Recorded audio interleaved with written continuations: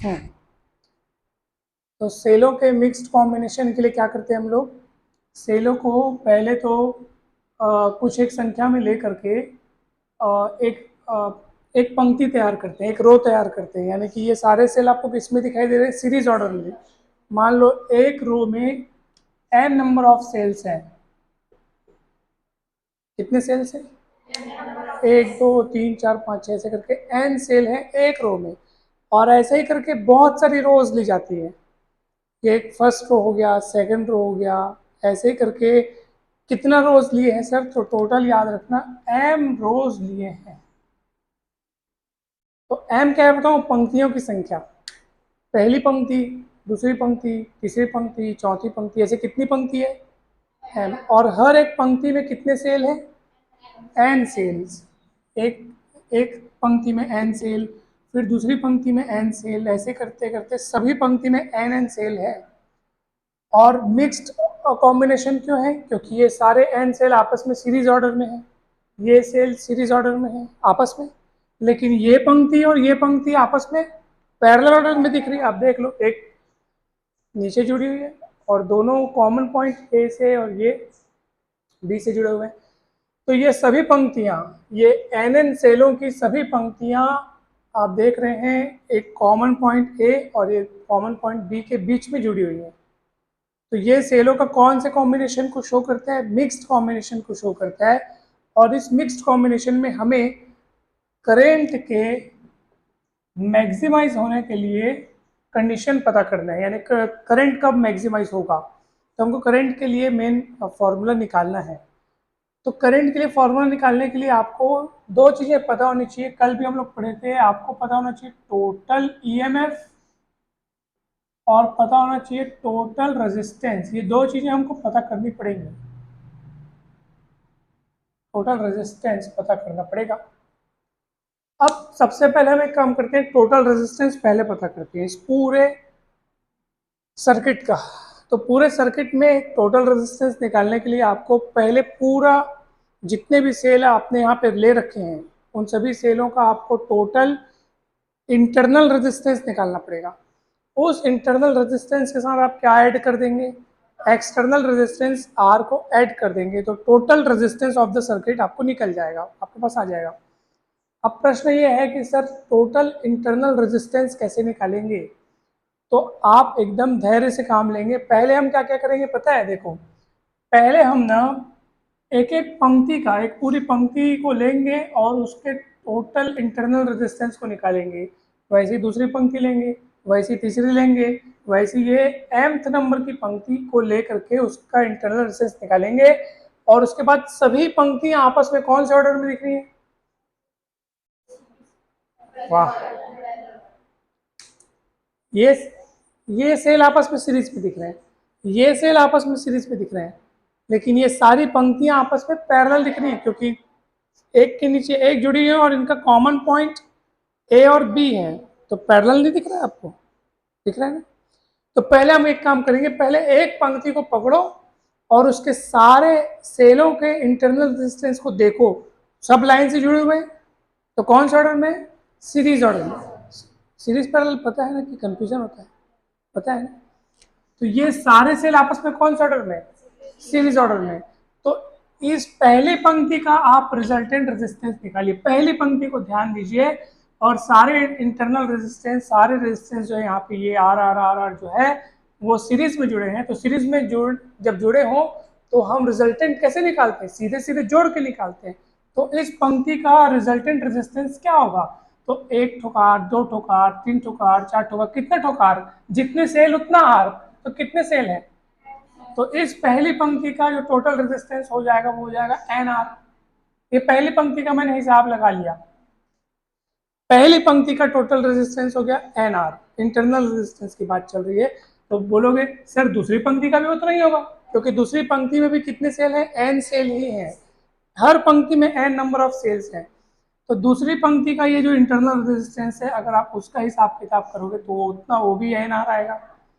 ऐसी सभी पंक्तियों का N R N R N R आता जाएगा और एमवी पंक्ति का भी इंटरनल रेजिस्टेंस कितना आएगा? N R. ये आपने पहले सीरीज ऑर्डर में जो थे उनको इकट्ठा करके इसका इकट्ठा करके यहाँ लिख दिया, इसका इकट्ठा करके यहाँ लिख दिया, इसका इकट्ठा करके यहाँ लिख दिया।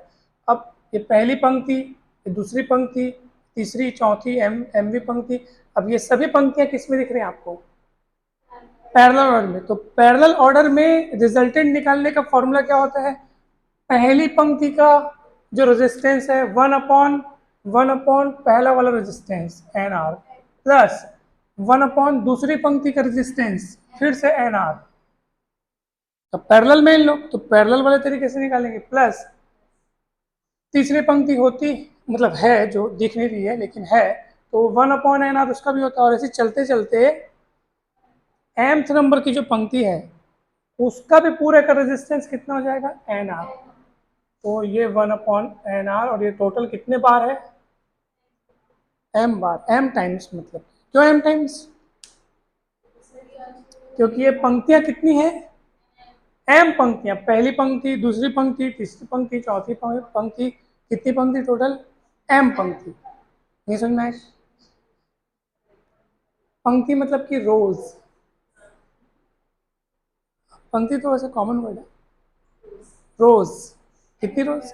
m number of rows, first row, second row, third row, ऐसे करके कितने रो हो गए? mth रो हो गए।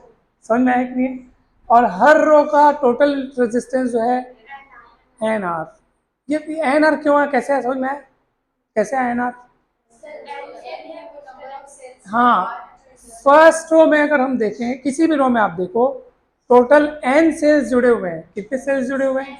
एक रो में n सेल्स हैं और सारे सेल्स सीरीज में हैं, तो उनके इंटरनल रेजिस्टेंस भी सीरीज में होंगे।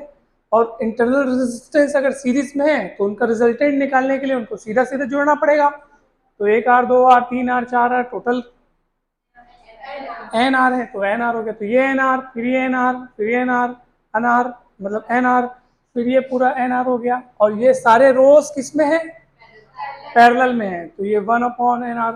मान लो इन सबों का, ये पूरों का इंटर जो रिजल्टेंट है पूरे का, वो मान लो r डैश है, तो हम कैसे लिखते हैं? 1/r dash.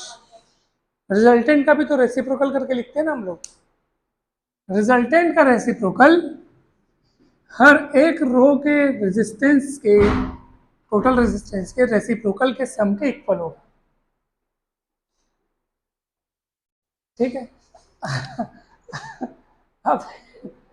अब देखो 1/n r, 1/n r कितने बार है? तो m टाइम्स मतलब m बाई एन आर। कितने बार है? ये m बार है, तो m बार, m बार 1/n r यानी कि m/n r। m/n r क्या वो doubt? m/n r। r dash निकालेंगे तो कितना आएगा? n/m आएगा। डाउट है क्या? ये क्या निकला चेस्ट? Correct, total internal resistance. Total, अभी total resistance of the circuit निकालना बाकी है। उसको निकालने के लिए क्या करना पड़ेगा? बहुत बढ़िया। अब total resistance of the circuit निकालेंगे। Total resistance of the circuit, that is R बाहर वाला और आर डैश। टोटल कितना हो जाएगा? R plus N R by n. हाँ, एन आर बाई एम पलटे ना, ये 1/r डैश था। ये क्या था? तो हमको आर डैश का वैल्यू निकालना है, तो पलटेंगे, एन आर बाई एम हो जाएगा। और यहाँ N R by M. R dash क्या वो किनको बोला हूँ पता है मैं? आर डैश किनको बोला हूँ? आर डैश जो है ना, ये देख, हर रो का इकट्ठा कर करके एन आर लिखा था। एक पर्टिकुलर टोटल रेजिस्टेंस। हाँ हाँ, नहीं नहीं, एक रो का जो इकट्ठा किया उसको एन आर बोला, फिर दूसरे रो का इकट्ठा किया है ना एन आर। ये देख, R R R R R N R, फिर ऐसे ही R R R R R N R. और ये सारे रोज किस में है? तो पैरेलल के हिसाब से निकालना पड़ेगा। तो जो मैं पैरेलल वाला जब फॉर्मूला लगाऊंगा, इसका मतलब क्या है कि मैंने अब पूरे सेलों का टोटल जो इंटरनल रेजिस्टेंस है, इंटरनल उसका नाम मैंने आर डैश कहा है।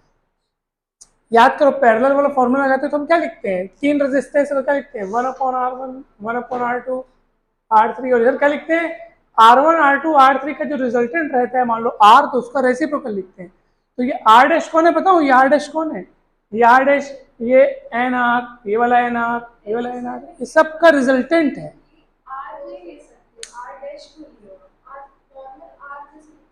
हाँ हाँ, वो नहीं वो आर इसलिए नहीं लिख सकते क्योंकि आर हर एक सेल का इंटरनल रेजिस्टेंस है ना।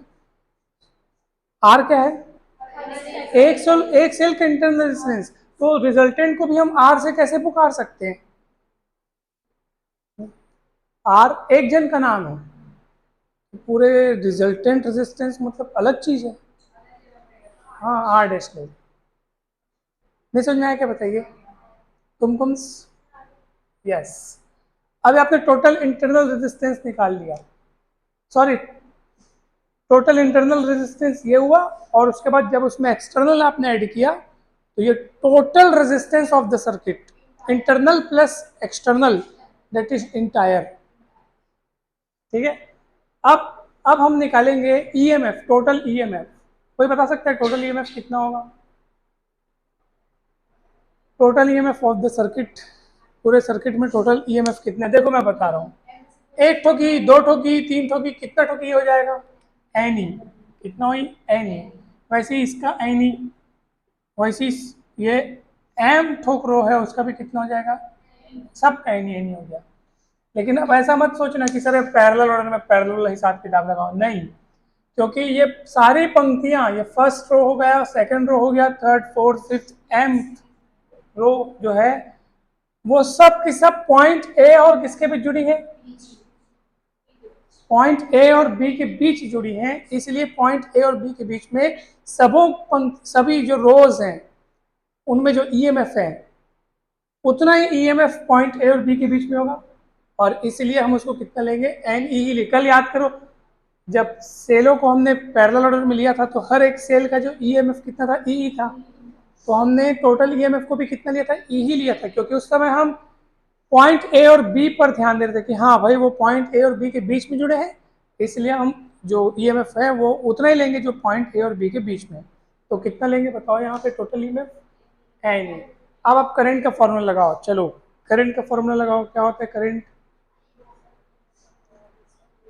Current I is equals to total EMF upon total resistance.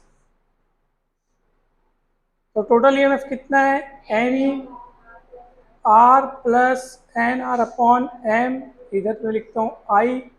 अब सुनिए भाई, अब आप इसमें एलसीएम निकालेंगे, इधर अपॉन में कुछ नहीं तो 1, तो अपॉन में 1 है तो 1 और एम का एलसीएम आएगा एम, ये आ गया एम, फिर ये इधर जाएगा है ना, ये इधर जाएगा, एम पलट के ऊपर चले जाएगा, क्या आएगा बताइए, M N E, M N E, M N E upon M are plus, this is required formula for current. काम अभी बचा है दोस्तों, अभी हमको इस करंट को मैक्सिमाइज करना है, तो अभी हमने करंट के लिए फॉर्मूला निकाला जरूर है, मगर अब हम उस कंडीशन की बात करना चाहेंगे, उस कंडीशन की बात करेंगे कि इस करंट को किस तरीके से मैक्सिमाइज किया जा सकता है, यानी कि बढ़ाया जा सकता है, मैक्सिमम करंट प्राप्त करने के लिए आपको क्या उपाय अपनाने पड़ेंगे, अब हम उस विषय पर चर्चा करेंगे। तो यहाँ तक कि कहीं किसी को डाउट है तो कृपा करके पूछ लें,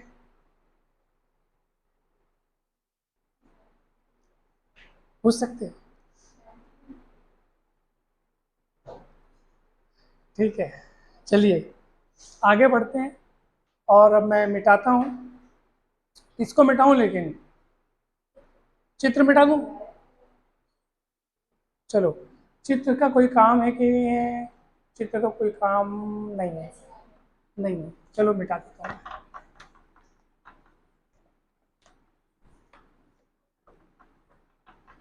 अच्छा अब देखो, सबसे जबरदस्त वाली बात मैं आपको बता रहा हूँ, सबसे बेहतरीन और बढ़िया वाली बात, कि आप सब ध्यान से देखो, करंट को मैक्सिमाइज करने के लिए, करंट को ज़्यादा से ज़्यादा बनाने के लिए आपको, आप देखो इसको देखो और इसको देखो, ये कैसे दिख रहे हैं? डायरेक्टली प्रोपोर्शनल दिख रहे हैं कि इनवर्सली प्रोपोर्शनल दिख रहे हैं? इनवर्सली प्रोपोर्शनल दिख रहे हैं। इसका मतलब क्या है? इसको बढ़ाना है तो आपको इसको कम करना पड़ेगा। इनवर्सली प्रोपोर्शनल का ऐसा ही नाता रहता है, एक को बढ़ाने के लिए एक को कम करना पड़ेगा। तो अगर आप करंट ज़्यादा से ज़्यादा चाहते हो तो इस राशि को, यानी इस क्वांटिटी को आपको क्या करना पड़ेगा? कम से कम करना पड़ेगा। ठीक है, तो आई को मैक्सिमाइज करने के लिए इंग्लिश में, for maximum value of I, for maximum value of I, the value of m are plus N r should be minimum. क्या होनी चाहिए? इसको मिनिमम होना चाहिए, इसकी वैल्यू को, आई की वैल्यू को मैक्सिमम होने के लिए इसकी वैल्यू को क्या होना चाहिए? अब इसकी वैल्यू को मिनिमम कैसे किया जाए सर? अब उस पर ध्यान दिया जाएगा, क्योंकि हमारा टारगेट है किसी भी हालत में इसको क्या करना है? कम करना है, कम से कम, जितना कम हो सके उतना कम करना है। चलिए अब इसको कम करने के प्रयास करते हैं। तो इसको मैं इस तरीके से लिख सकता हूँ क्या? M are plus N R is equals to root m are minus root n are का whole square plus 2 root m R into n R. बोले कैसे कैसे लिख दिए सर, नहीं समझ में आया? आ जाएगा अभी, देखो इसको हम इस तरीके से लिख सकते हैं। पूछो कैसे? आप इधर a माइनस बी के होल स्क्वायर का फॉर्मूला लगाइए, क्या होगा बताओ? लगाओ ना। a माइनस बी का होल स्क्वायर का फॉर्मूला पता है? a माइनस बी का होल स्क्वायर यानी होता है a square plus b square minus 2a, होता है? लगाओ, a स्क्वायर लगाओगे तो क्या आएगा? रूट एम आर का स्क्वायर, और रूट और स्क्वायर कट पट के एम आर आएगा, प्लस बी स्क्वायर यानी एन आर आ जाएगा, माइनस 2 ए बी। तो ए मतलब है ये और बी मतलब है ये, है ना? और प्लस लिखा है 2 root m r N r, है नहीं? ये प्लस माइनस सेम से होने के नाते कट जाएंगे, और जो बचेगा वो चीज यही है। मतलब आ गया ना, राइट साइड और लेफ्ट साइड बराबर हो गए ना। तो मैं इसको ऐसे लिख सकता हूँ ना, तो लिखा हूं मैं। ठीक है, अब समझ में आ गया ना? अब दिमाग नहीं लगाना पड़ेगा, अब वो याद करना पड़ेगा। अब समझ में आ गया कैसे है? हमारा मन संतुष्ट तब हो जाता है जब हमको वो चीज़ पता चल जाए कि तो वैसा उसको क्यों लिखा गया है। अगर वो पता चल जाए फिर हमारा मन, हाँ चलो भाई हो गया। अब इस लाइन को आपको इतना एक बार याद कर लेना, याद हो जाएगा ये, फिर आप उसको लिख लेंगे तो हो गया। चलो अभी मिटा देता हूँ मैं। अब अच्छा ये देखो आप कि कैसे भी करके इसको मिनिमाइज करना है। अब इसको मिनिमाइज करने के लिए आपका पहला ध्यान यहाँ पे जाएगा। जब इस पहला ध्यान जाएगा फिर सर इसको किस तरीके से मिनिमाइज करें। इसको मिनिमाइज करते करते करते करते सर आप जीरो से भी कम कर दो और नेगेटिव बना दो, क्योंकि अगर आपको इसको मिनिमाइज करना है तो इसके मिनिमाइजेशन की बात सोचनी पड़ेगी, क्योंकि इसका इक्वल ये प्लस ये है। तो आप बोलोगे सर इसको कम से कम करने के लिए आप इसको कम से कम करो, जितना हो सके करो करो करो, माइनस बना दो इसको। अगर आप उसको माइनस भी बना दिए तो वो माइनस होके भी माइनस नहीं रहेगा, बिकॉज इसमें स्क्वायर लगा है। अगर आप इसको माइनस, इसकी वैल्यू अगर माइनस हो भी जावे तो वो स्क्वायर होके क्या बन जाएगा? प्लस बन जाएगा। आपका माइनस करने का सपना उल्टा पड़ जाएगा, वो प्लस बन के वापिस बढ़ जाएगा। तो फिर बोलोगे सर क्या पॉसिबिलिटी है? तो आप कम से कम इसको जीरो कर सकते हो। इसके कम से कम वैल्यू क्या हो सकती है? जीरो से और कम हुई तो, और माइनस में होने के नाते वो वर्ग होके वापस बढ़ के जीरो से बढ़ जाएगा। फिर वो प्लस में हो जाने का मतलब क्या है कि जीरो से बड़ा हो जाना। तो मिनिमम वैल्यू क्या हो सकती है इसकी? हाँ, इसको जीरो होना पड़ेगा। कर देंगे zero is equal to zero. वो ये होगा नहीं, ये हमको लेना पड़ेगा कि सर इसको जीरो आपको लेना पड़ेगा। हाँ तो सुनो, इसको तो क्या करना पड़ेगा? इसको कैसे लिखेंगे? The value of root m are minus n are का स्क्वायर जो है can not be negative, can not be negative. इसकी वैल्यू नेगेटिव हो ही नहीं सकती बिकॉज स्क्वायर लगा है। तो जब हो ही नहीं सकती तो अब अगर आपको इसको मिनिमाइज करना है तो इसको कम से कम जीरो तो लेना पड़ेगा। तो आप लिखेंगे फॉर मिनिमाइजेशन ऑफ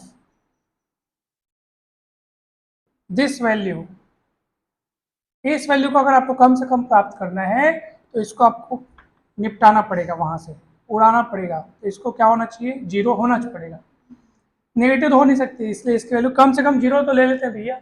तो चलो जीरो ले लिया, अब कितना होगा, इसको उधर पलटाइए, क्या होगा बताओ, रूट एम आर बराबर रूट एन आर स्क्वायर, दोनों पक्षों में स्क्वायर करेंगे आप, तो क्या मिलेगा बताइए,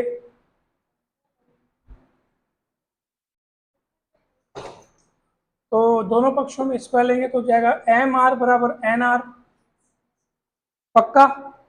और यहाँ से कैपिटल आर की वैल्यू निकालो तो आ जाएगा एन आर बटे, नहीं समझ में आया क्या। और एक जबरदस्त बात बताऊं, ये वैल्यू सेम है, आप देख लो वही है।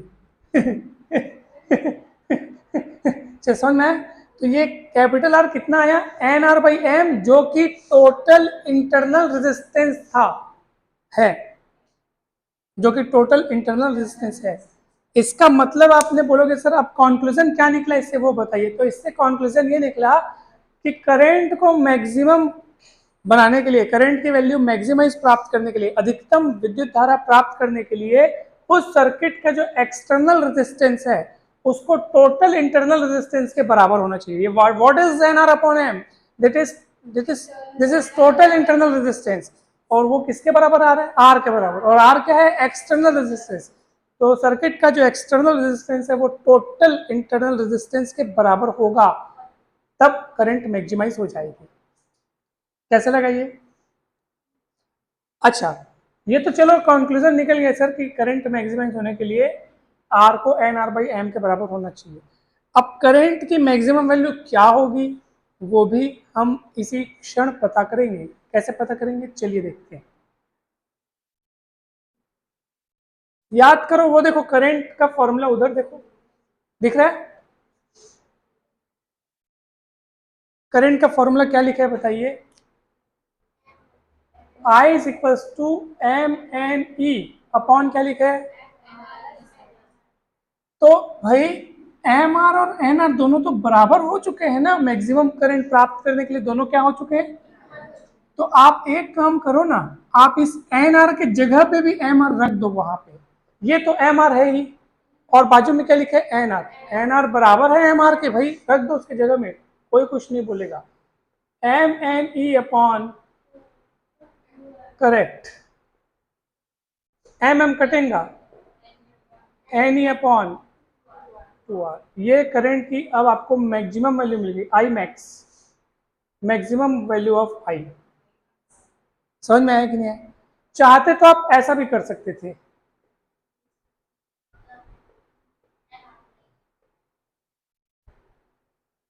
नहीं नहीं आ रहा है, चलो ठीक है। तो ये चाहते तो आप इस एन आर को वैसे ही रहने देते और इस एम आर की जगह में आप एन आर को रख देते, तो अब कितना हो जाएगा, m N E upon n r two n are.